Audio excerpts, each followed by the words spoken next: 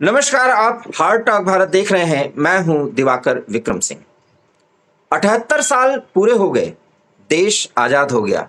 79वें साल में प्रवेश के बाद जब प्रधानमंत्री लाल किले से संबोधित कर रहे थे पूरे देश को, तो 103 मिनट के संभाषण में उन्होंने देश और दुनिया के संदर्भ में जो कुछ भी कहा और भारत की भावी भूमिका के बारे में, उसमें ढेर सारी संभावनाएं बढ़ जाती हैं। आर्थिक, राजनीतिक, कूटनीतिक और सामाजिक हर एक पहलू को टच करते हुए 2047 में विकसित भारत के मिशन को प्राप्त करने के लिए, एक और नए आयाम को छू लेने के लिए तन मन धन से मेहनत करने का उन्होंने आह्वान किया और साथ ही साथ हर एक चुनौती का सामना करने का भी संकल्प व्यक्त किया। मतलब और मायने साफ हैं।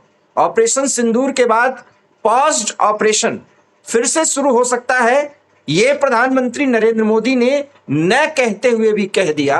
और अगर ऐसा हुआ तो फिर उसका परिणाम ऑपरेशन सिंदूर फंसते भी ज्यादा खतरनाक होगा। न्यू नॉर्मल के बारे में भी प्रधानमंत्री ने बात की, जो 22 अप्रैल के बाद और खास करके हमारी सेनाओं के ऑपरेशन सिंदूर को प्रभावी बनाने के बाद बहुत ज्यादा प्रचलित हो रहा है कि इस देश का न्यू नॉर्मल आतंकवाद को लेकर के क्या है।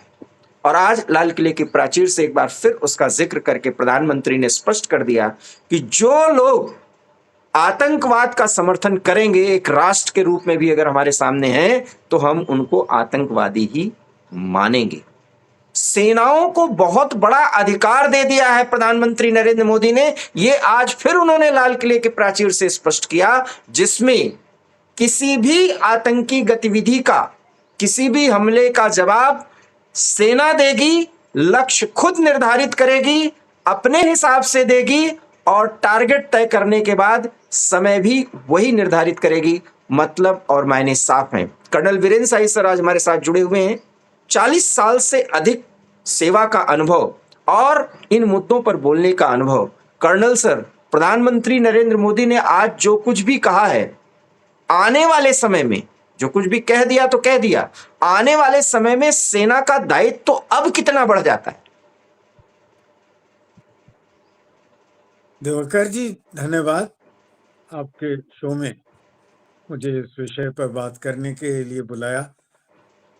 इस तरह है कि जब आप पूरी रिस्पॉन्सिबिलिटी किसी के ऊपर डाल देते हैं, दायित्व तो डाल देते हैं, तो वो जिम्मेवारी बढ़ जाती है, इसमें तो कोई शक नहीं है। और ये एक बहुत हेल्दी चेंज है कि बजाय इसके कि कुछ ऐसे लोग जिनको के सैन्य शिक्षा नहीं मिली, सही बात। सैन्य अनुभव नहीं था या सेना में युद्ध का अभ्यास नहीं था, जी, उनके फैसलों पर सेना को डायरेक्शंस देने की जगह अब जिसका काम उसी को साझे वाली जो नीति अपनाई है, मैं समझता हूँ ये काफी कामयाब हुई। ऐसा पहला मौका उड़ी में दिया था जब वहाँ कोर कमांडर थे एक जनरल दुआ, मेरी रेजिमेंट के ही थे, मेरी पलटन से थे। और जब बहुत ऑपरेशन के बाद अभी तो रिटायर हो गए मुझे मिले और इस विषय पर बात ही की, तो उन्होंने बहुत शांति और बहुत हिम्मत से ये बात बताई कि सबसे बड़ी बात ये थी कि वो टास्क मुझे सौंपा गया मेरे अपने तरीके से करने के लिए। जी, उसमें आपका पूरा अनुभव आ जाता है, आपकी ट्रेनिंग आ जाती है, आपका अभ्यास आ जाता है, आपके और देशों के युद्ध के ऊपर आपने क्या स्टडी की, लेसन्स लर्न किए, उन सब का प्रयोग करते हुए आप एक डू और डाई की स्पिरिट से काम करते हैं कि अब तो दारो मदार मेरे हाथ में है, जो भी करना है मैंने करके दिखाना है। जी, जी, जी। तो वो जो डू और डाई स्पिरिट आ जाता है, वो युद्ध में और युद्ध कौशल के लिए बहुत महत्वपूर्ण रहता है, क्योंकि युद्ध एक ऐसी परंपरा है जिसमें रनर्स अप नहीं होते। In a war, there is no second position. Either you are victorious or you are not there. तो ये संभावना तभी होती है जब आप योद्धा को कहो कि आप अपने तरीके से, अपने समय में, अपना हथियार चुनकर, अपना समय चुनकर, अपनी प्रणाली चुनकर आपने ये टास्क पूरा करना है। जी। अब वो लुक बैक नहीं कर सकता कि जी आपने कहा था कि ये गन ले जाओ, या आपने कहा था कि उस मिसाइल का प्रयोग करो, या आपने कहा था कि इस दिशा से जाओ।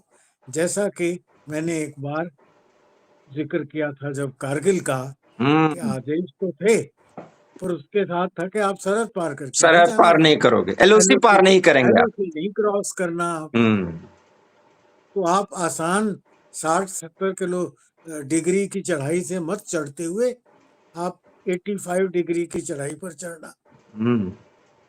तो उसमें कैजुअलिटीज भी ज्यादा होती हैं और उसमें समय भी ज्यादा लगता है और जान माल का नुकसान भी ज्यादा होता है। तो ये सब सोच विचार जब फौजी को दे दिया जाता है जी। तो उसकी जिम्मेवारी बहुत बढ़ जाती है। ये प्रणाली जब जब जहां जहां युद्ध में ट्राई की गई उसके अच्छे परिणाम मिले और मुझे प्रसन्नता है कि ये अब हमारे देश में भी किया जा रहा है। इसका मतलब ये है सर कि उसमें जो लाल फीताशाही है या जो सरकार होती है उसके कोई विशेषज्ञ हों, वो ये तय नहीं करेंगे कि आपको ये लक्ष्य प्राप्त करना है, ऐसे जाइए, इस तरह से करिए, ये एम्युनिशन प्रयोग होगा, यहां पर ये हिट मत करिए, ये सब कुछ भी नहीं। सेना को एक लक्ष्य प्राप्त करने के लिए दे दिया जाएगा, अब आपको ये लक्ष्य प्राप्त करना है, चाहे आप इसको जैसे करिए। यही है सर इसके मायने और मतलब। जी जी बिल्कुल। उसमें ये भी बात होती होगी ना सर कि सेना ये कहती होगी कि हमको ये लक्ष्य प्राप्त करना है तो आप हमें ये सब कुछ उपलब्ध करा दीजिए।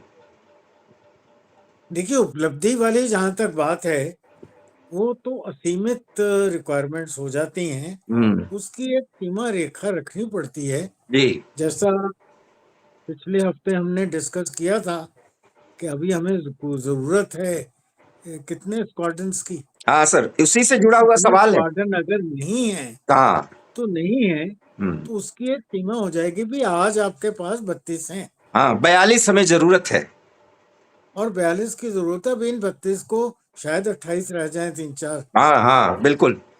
आने वाले समय में। हाँ, मिग इसके 21 पहले के और आएंगे, तो उसमें से आपने जितने यूज करने हैं उतने करो। सर आपने स्क्वाड्रन का जिक्र किया तो प्रधानमंत्री नरेंद्र मोदी ने 103 मिनट के संभाषण में सुरक्षा पर जब वो बोल रहे थे तो उन्होंने कहा कि अब स्वदेशीकरण की स्थिति यह है कि स्वदेशी जेट इंजन भी हम बनाने जा रहे हैं। मतलब एलसीए के लिए जो इंजन है जो अमेरिका से हम आयात कर रहे हैं, हालांकि अमेरिका ने अभी इसमें आनाकानी नहीं की है लेकिन देरी तो कर रहा है। और अब जिस तरीके से पाकिस्तान के साथ उसकी गलवैयां बढ़ रही हैं, आने वाले समय में मुश्किलें बढ़ेंगी।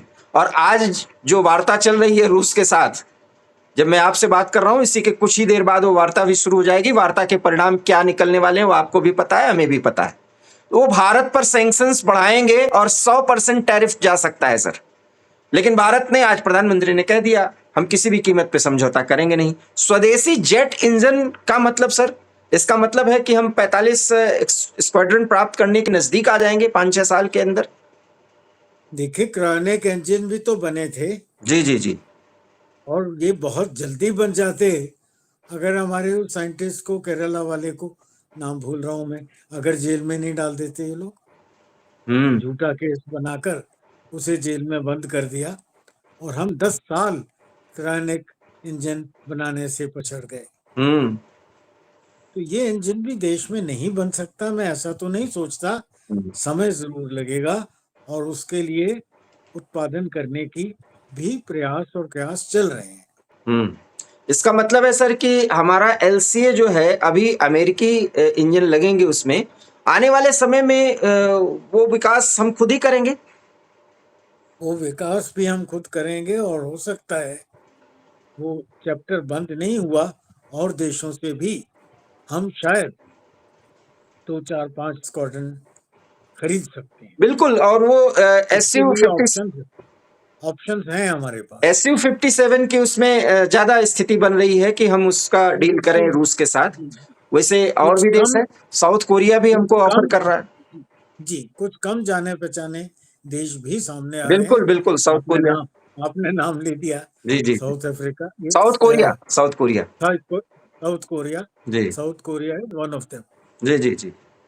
सर एक और बहुत महत्वपूर्ण बात प्रधानमंत्री ने की जो सुरक्षा से जुड़ा, क्योंकि मैं सुरक्षा और रणनीतिक मामलों पर ही आपसे बात कर रहा हूं। प्रधानमंत्री ने कहा कि इस देश और जैसा कि हमने और आपने सबसे पहले इस टर्मिनोलॉजी का यूज किया कि दो नहीं, ढाई, और अब हमको मान लेना चाहिए कि हम 3 मोर्चे पर लड़ेंगे और लड़ रहे हैं। देश के जी, अंदर का एक मोर्चा है सर जो डेमोग्राफिक चेंज हो रहा है। प्रधानमंत्री ने आज स्पष्ट कर दिया कि हम इसके लिए एक कमेटी बना रहे हैं और एक पूरा का पूरा एक तंत्र काम करेगा। हम डेमोग्राफी में जो चेंज किया जा रहा है उसको खत्म करेंगे। ये सीधे सीधे सुरक्षा से जुड़ा हुआ है सर। खास तौर पर बॉर्डर एरियाज में, जी पूरे नेपाल बॉर्डर में, जैसा एक दिन मैंने जिक्र किया था, जी जी जी जी कलकत्ता, वेस्ट बंगाल, जी असम और पंजाब के कुछ इलाके ऐसे हैं जो कि दृष्टि में हैं, जी। जहां एक खास डेमोग्राफी को सेटल किया जा रहा है। हम्म। एक खास किस्म की प्रजाति कहूं मैं तो। बांग्लादेश, वो सर सब समझ रहे हैं, समझने वाले समझते हैं। थोड़ा सा जी, विचार का जितना वो छोटा पहनते हैं, देखिए एक आम उस कम्युनिटी से जुड़े आम व्यक्ति के बारे में नहीं कहना चाहिए, ना हम कभी कहते हैं, लेकिन जितना ही वो छोटा पायजामा पहनते हैं उतनी छोटी बुद्धि रखते हैं। और वो धर्म के नाम पर इस देश को, अगर उसको अब नहीं मैं आगे बोलना चाहता, उसको ऐसा वैसा करना चाहते तो प्रधानमंत्री ने संकेत दे दिया हम ऐसा होने नहीं देंगे। और ये भी डोनाल्ड ट्रंप के लिए सर ये भी खींच का कारण है। दिवाकर जी, मेरी सैनिक दृष्टि में तो मेरी अपनी सेना में जी। हर जाति के लोग हैं, हर धर्म के हर लोग धर्म भी। के हर धर्म के लोग हैं। जी तो मेरी दृष्टि में तो दो ही किस्म के भारतीय हैं। जी। एक वो जो भारत के लिए प्राण देना बिल्कुल। जानते हैं और प्राण देने से पहले 100 प्राण ले ले लेना लेना चाहिए। चाहते हैं। बिल्कुल बिल्कुल। और दूसरे वो हैं जो इस बात का विरोध करते हैं। बिल्कुल बिल्कुल। मैं किसी तीसरे डिवीजन को भारत में मानने को तैयार ही नहीं। Either you are for India or you are not for India. Sir ये और अगर आप नॉट फॉर इंडिया हैं तो मेरी दृष्टि में आपको भारत में सांस लेना, पानी पीना, राशन खाने का कोई अधिकार नहीं है। सर इसका इफ यू मतलब आर है कि फॉर इंडिया बिल्कुल, तो यह आपका देश है, आप इसके मालिक हैं।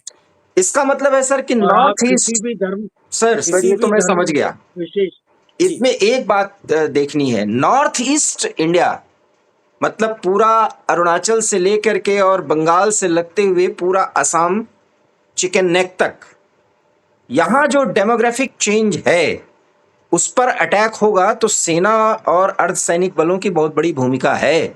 क्योंकि फिर हमारे देश में तो कई पाकिस्तान परस्त हैं भी, और मैं बात सिर्फ एक धर्म से जुड़े लोगों की नहीं कह रहा हूं, अब तो विपक्ष के कई नेता भी उसी भाषा में बात करते हैं। अब चूंकि लोकतंत्र है इसलिए उनको बोलने देना ही होगा, हमें स्वीकार भी करना होगा, लेकिन वो उन्हीं का लक्ष्य साधते हैं। तो उसके लिए हमारे सेना को किस स्तर पर तैयार रहना होगा, क्योंकि सर बहुत अनरेस्ट की स्थिति तो पैदा होगी जब घुसपैठियों को बाहर निकालने का मामला बहुत जोर शोर से शुरू हो जाएगा। अभी तो देख रहे हैं कि आप बिहार में चुनाव है, SIR प्रभावी रूप से आगे बढ़ रहा है उसका काम। तो राहुल गांधी ने तो आज स्वतंत्रता दिवस के मौके पर वो लाल किले ही के प्राचीर के पास तक नहीं पहुंचे। उनको प्रधानमंत्री से नफरत है लेकिन देश के स्वतंत्रता दिवस से उनको नफरत है, ये आज उन्होंने दिखा दिया। लेकिन लोकतंत्र में ये चलता है, इस पे कोई नहीं बोलेगा।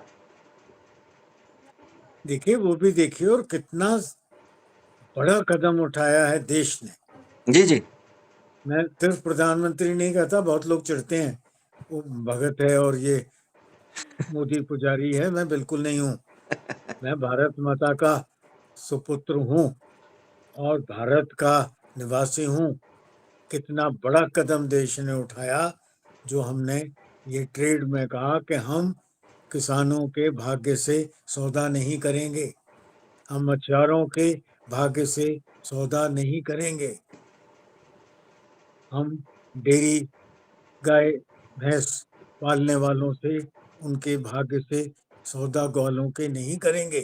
कृष्ण जी के यादव बाल गोपाल से लेकर आज तक जो दूध दही का डील करते हैं उनके भाग्य से हम सौदा नहीं करेंगे। इसका मतलब तो यही और हुआ सर।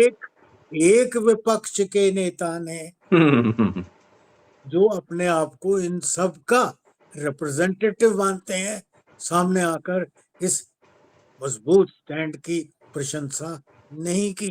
सर वो नहीं करेंगे और वो लाल किले नहीं पहुंचे, उनका दायित्व तो बनता है। एलओपी किसी ने है, ये लीडर भी ऑफ नहीं कहा अपोजिशन, कि लेकिन अभी ये ये कोई बात सवाल ही नहीं उठाएगा। किसी ने ये भी नहीं कहा कि ये बात कितनी प्रशंसनीय है। जाने दीजिए सर, उनके मुंह से वो चूंकि नहीं कह सकते, वो एक जेलस का भाव है, और इसलिए मैं ये जेलस का भाव है सर, मैं यहीं पे, चूंकि वीडियो लंबा हो जाएगा, कि पूर्व प्रधानमंत्री जवाहरलाल नेहरू का के बराबर पहुंच चुके हैं। इंदिरा गांधी का रिकॉर्ड तो प्रधानमंत्री ने तोड़ ही दिया। 12वीं बार उन्होंने लाल किले की प्राचीर से देश की जनता को संबोधित किया। तो ये भी जलन का, किसी से जलना तो ये तो गलत है, और उस पे कुतर्क करना ये तो गलत है ना सर। तो इस पे हम वो देश के किसान नेता कहाँ हैं बिल्कुल, जो पार्लियामेंट जाने के लिए तैयार थे हाँ किसानों की खातिर? बिल्कुल, और उसमें और से आप एक जब किसानों के लिए डिसीजन लिया जा रहा है तो कम से कम वो ताली बजाने तो आ जाते। एक नेता गुरनाम सिंह चढ़ूनी जो पंजाब के हैं, इन्होंने प्रधानमंत्री के समर्थन में खुल करके समर्थन व्यक्त किया है। और कोई समर्थन दे या ना दे, ये देश की जनता आज भी प्रधानमंत्री के साथ खड़ी है कि डोनाल्ड ट्रंप जितनी मुश्किलें बढ़ा दें, मुनीर जैसे 1000 मुनीर तैयार कर दें, लेकिन किसी भी कीमत पर नहीं झुकना है तो नहीं झुकना है। और इसका यह मतलब नहीं कि हम अमेरिका से कोई दुश्मनी करने की बात कर रहे हैं। अमेरिका हमारा रणनीतिक सहयोगी है और रहेगा, लेकिन अमेरिका का एक विकल्प भी तैयार करके भारत दिखाएगा, यह संकेत भी भारत ने दे दिया है। कैसे दिया है हम अगले वीडियो में चर्चा करेंगे। लेकिन यह वीडियो आपको पसंद आया हो तो प्लीज इसे लाइक कीजिए, शेयर कीजिए, और हमारे चैनल हार्ट टॉक भारत को सब्सक्राइब कीजिए। बहुत बहुत धन्यवाद, नमस्कार। धन्यवाद दिवाकर जी।